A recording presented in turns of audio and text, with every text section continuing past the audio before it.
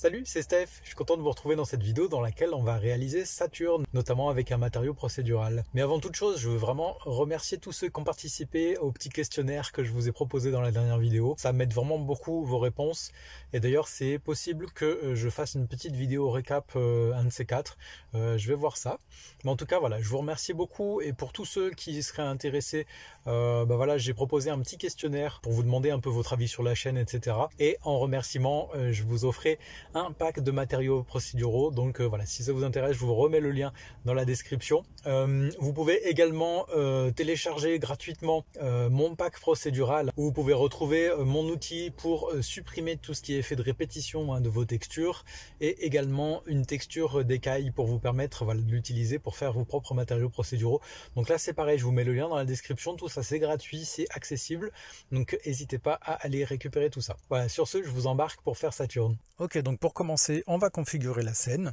Donc pour ça, on va aller activer deux extensions dont on va avoir besoin pour faire tout ça. Donc pour ça, je vais dans Edit Preferences. Et donc ici, dans l'onglet Add-on, on va chercher simplement Node. Et si vous ne l'avez pas déjà activé, vous pouvez activer Node Wrangler. Donc ça nous permet d'avoir d'autres raccourcis disponibles, notamment pour faire tout ce qui est matériaux procéduraux. Et ensuite, on va taper, au lieu de Node, on va taper Loop.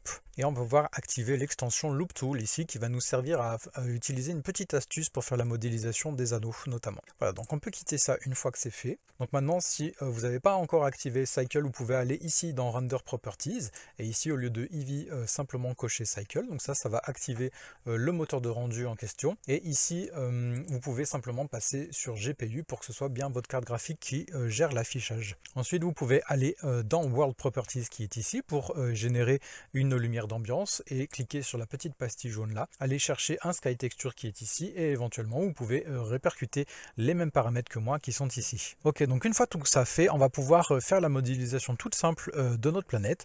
Donc pour ça, je vais faire majuscule A. Dans Mesh, on va aller chercher une UV sphère. Je vais faire simplement un clic droit Shade Smooth dessus pour la lisser. Et je vais faire un CTRL 2 pour appliquer deux subdivisions de surface pour avoir vraiment une sphère parfaite. Ok, donc pour la planète, c'était hyper simple. On va simplement maintenant ajouter les anneaux. Donc pour ça, je fais majuscule A. Dans Mesh, on va chercher un plan. Je fais Ace pour changer l'échelle et je l'étire un peu vers l'extérieur de cette manière là. Donc je valide en faisant clic gauche. Donc je fais CTRL A et j'applique la nouvelle échelle. Donc ça c'est important pour qu'ensuite notre matériau puisse bien s'appliquer correctement dessus. Maintenant on va pouvoir rentrer en mode édition, donc avec la touche Tab. Je vais ajouter une coupe ici et une coupe ici pour pouvoir faire simplement des cercles. Donc pour ça je fais CTRL R et vous voyez que ça nous ajoute ce trait jaune ici. Donc simplement je vais faire un clic gauche sur cet arrêt-ci et le valider en refaisant clic gauche dessus. Et là je vais faire la même opération sur cet arrêt-ci.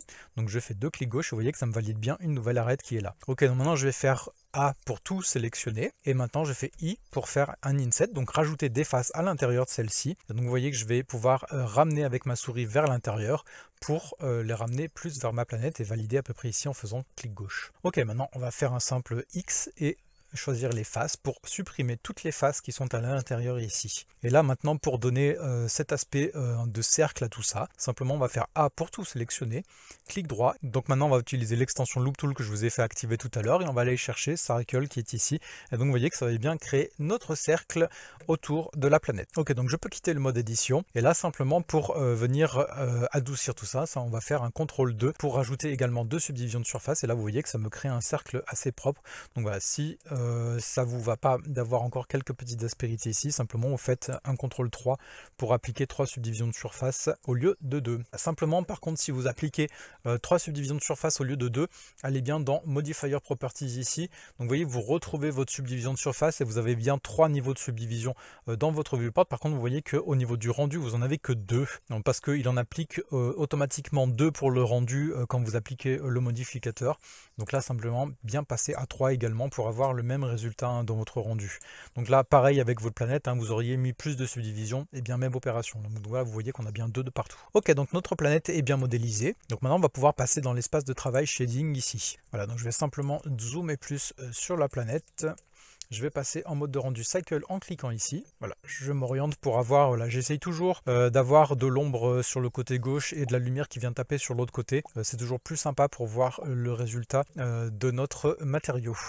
Voilà, donc simplement après avoir sélectionné ma sphère, je vais cliquer sur New ici et ça me crée un nouveau matériau. Donc ce matériau il est là, hein, c'est le principal BSDF, donc qui pour l'instant est tout blanc et donc il est envoyé sur la surface de notre objet. Donc vous pouvez renommer simplement ce matériau ici, donc au lieu de matériel vous pouvez marquer Saturne et valider avec entrée. Ok, donc maintenant pour créer le matériau en question, on va ajouter une texture de Wave. Pour ça on va faire majuscule A.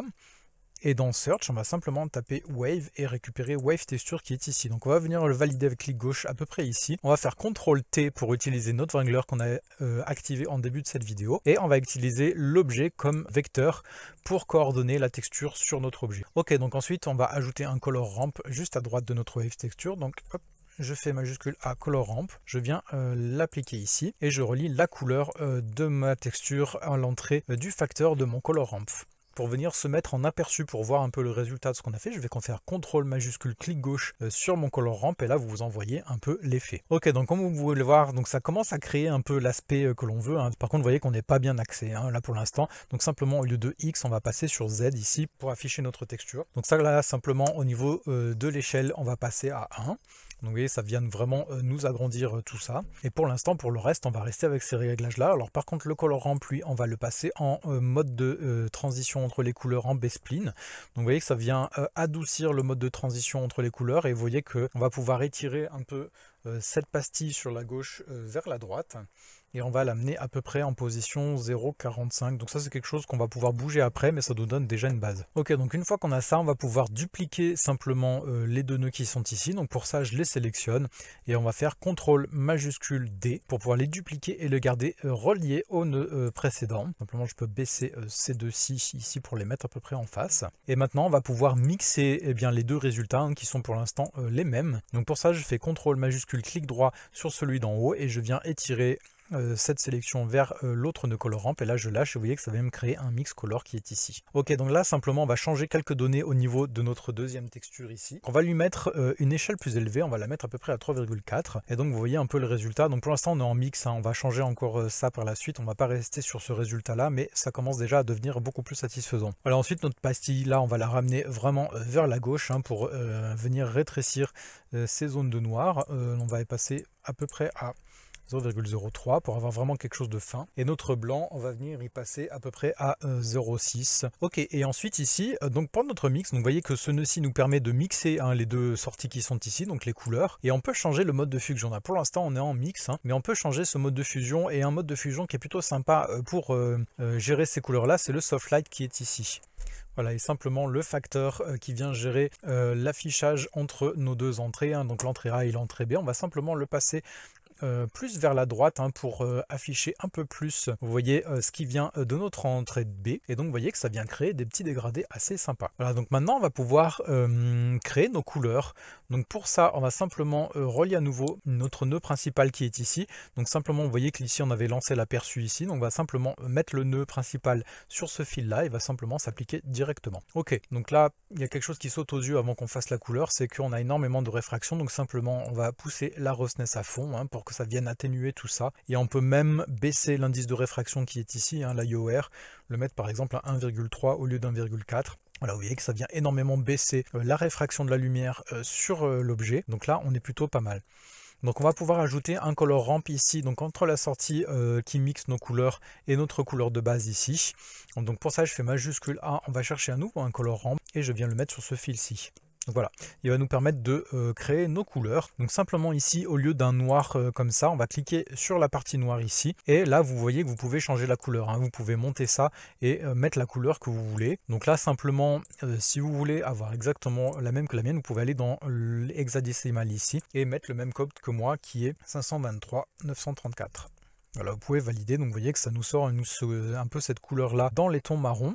On va ensuite aller chercher notre pastille blanche ici, donc on va faire la même opération, hein. Je clique ici et je vais simplement cliquer sur le code hexadécimal et mettre le 633B31, je valide. Ensuite je viens faire un contrôle clic gauche ici, donc ça va avoir pour effet de m'ajouter une pastille. Donc celle-là je vais la passer en position 0,06 et au niveau de sa couleur, donc on peut lui mettre 796,75C et valider avec entrée. Donc vous voyez que ça vient mettre quelque chose de beaucoup plus clair et donc ça nous fait des jolis dégradés. Donc ça après c'est des choses que vous pouvez simplement explorer de votre côté, hein, parce que là simplement vous déplacez les pastilles, vous voyez un peu les effets que ça peut avoir. Donc moi c'est l'exemple que je vous donne, mais après n'hésitez pas à tester des choses, hein, quand on fait des matériaux procéduraux. Vraiment l'idée c'est d'explorer au maximum pour en comprendre les rouages. Donc là moi simplement je vous donne une base et après jouer avec les réglages pour voir un peu les différents effets. Là c'est pareil, hein, jouer avec les pastilles, vous voyez que ça vient changer la répartition des couleurs des deux. Donc là c'est vraiment intéressant de partir de la base que je vous donne et de vous explorer les différents paramètres. Ok, donc maintenant qu'on a la base de notre planète, on va simplement pouvoir en changer un peu l'échelle, parce que là vous voyez que c'est quand même assez petit, assez rapproché. Saturne n'a pas un effet aussi petit, donc là on va simplement sélectionner l'échelle là, on va la baisser un peu, on peut passer voilà, à peu près 0,75, je pense que ça sera pas mal. Voilà, donc simplement la petite astuce, si vous voulez changer l'échelle sur les trois axes en même temps, vous pouvez faire un clic gauche sur une des entrées ici, le garder appuyé et glisser vers les deux autres, et là vous lâchez, et maintenant la donnée que vous allez rentrer sera appliquée aux trois directement. Ok, donc là on va simplement pouvoir ajouter, pour ajouter un petit peu de détail à la fin, un nœud bump. Donc pour ça je fais majuscule A dans Search, on va chercher un bump que je peux placer ici sous ce color ramp. Je viens chercher le résultat de mes couleurs ici, je le relie à la hauteur de mon bump et j'envoie la normale à la normale de mon matériau. Donc vous voyez ici ça vient de créer quelque chose d'assez moche de but en blanc.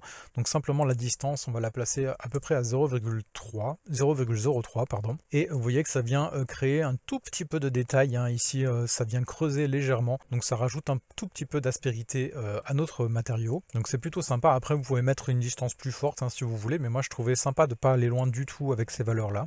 Voilà, et on va pouvoir mettre légèrement de la distorsion dans nos anneaux ici de couleur, donc pour rajouter un tout petit peu d'aléatoire. Donc vous pouvez aller chercher la valeur distorsion ici, et pour la faire bouger plus doucement vous pouvez garder majuscule appuyé, vous faites un clic gauche et vous faites glisser sur les côtés comme ça, et donc ça va appliquer une légère distorsion comme vous l'apercevez, ce qui rajoute encore une fois un peu de détail, ce qui est vraiment très sympa. Donc vous voyez là je me suis mis à peu près à 0,8, et ensuite vous pouvez changer éventuellement la valeur un peu de l'autre ici, donc pareil vous pouvez aller peut-être un peu plus haut ici, 1,65, vous voyez un peu l'effet que ça peut avoir. Donc pas aller trop loin, hein, pareil dans les valeurs, parce que bon Saturne n'a pas des choses qui sont très déformées. Ensuite encore une fois vous pouvez changer l'échelle, hein, pour trouver quelque chose qui correspond à ce que vous cherchez. Ok, donc maintenant on va pouvoir gérer nos anneaux. Donc pour ça on va partir de la même base, donc on va pouvoir donc sélectionner tous les nœuds qui composent notre matériau. Veillez à ce qu'il y en ait bien un sélectionné en principal. Donc vous voyez que ici c'est mon bump, hein, qui est sélectionné en principal. Vous le voyez au fait qu'il est entouré de blanc au lieu d'orangé comme ici les autres. Simplement vous pouvez faire un CTRL C, on va sélectionner nos anneaux qui sont ici, on va faire New, on peut supprimer les deux nœuds qui sont ici et faire CTRL V pour coller tous ceux que l'on venait de copier. Ok, donc ça nous affiche une couleur unie.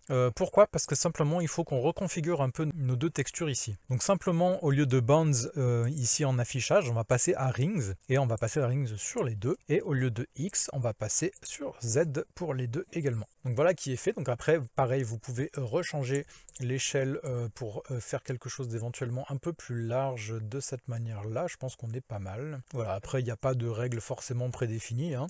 Vous pouvez également changer les couleurs si ça vous chante, et ici simplement on va gérer l'alpha, on va simplement mettre un peu de transparence à certains endroits. Donc pour ça j'écarte ces deux nœuds-ci et on va ajouter un nouveau colorant. Donc pour ça je fais majuscule A, dans Search je vais chercher à nouveau un color ramp que je viens placer au milieu ici. Je prends encore le résultat de ma couleur ici et je viens l'envoyer dans le facteur de mon color ramp, et j'envoie la couleur de mon color ramp dans mon alpha ici. Alors bon, vous voyez que ça vient me supprimer un peu trop de choses. Donc simplement ici on a le blanc où en gros on a un alpha à 1 et on a le noir où on a un alpha à 0. Donc simplement au lieu de le mettre totalement à 0, on va venir le mettre plus sur des tons de gris comme ça. Donc vous voyez qu'on a un alpha qui est plus faible, mais qui n'est quand même pas à 0. Voilà, donc ça nous donne des anneaux assez sympas. Ensuite, pour créer un peu plus de détails, on va pouvoir changer éventuellement la couleur un peu des anneaux. Donc pour ça, une manière simple, si vous voulez pas vous embêter à changer les pastilles ici, je vais simplement décaler mon nœud principal et mon material plot sur la droite, et je vais rajouter un nœud de luminosité et de contraste. Voilà, donc pour ça, je vais chercher un nœud brightness contrast que je peux placer sur ce fil ici, et simplement on va pouvoir eh bien baisser un peu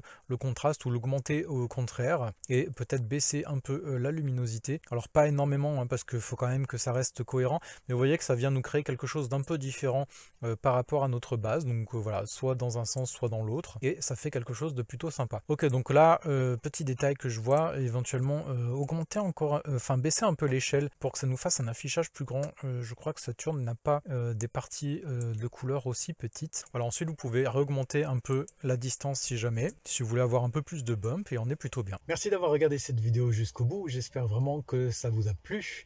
Si c'est le cas, n'hésitez pas à partager la vidéo à votre entourage si vous jugez que ça peut être intéressant pour quelqu'un que vous connaissez. N'hésitez pas aussi à liker et à vous abonner si c'est pas fait, ça c'est pareil, ça soutient énormément la chaîne. Je vous remercie pour tout ça et je vous retrouve à très vite pour un prochain tuto. Ciao!